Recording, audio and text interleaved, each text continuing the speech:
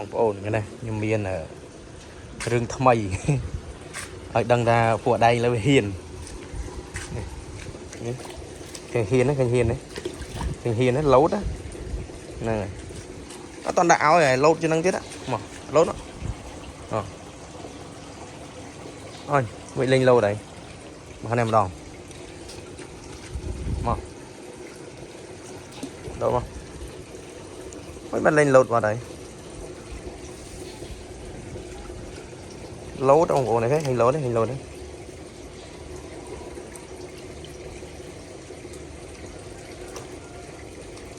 lố mà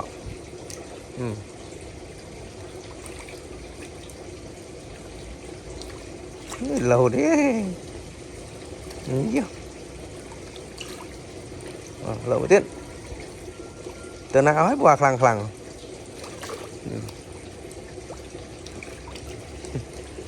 lại cái thông không còn cái thông cái chè lâu lại mà lâu tiếp ạ mà tiết mới tiết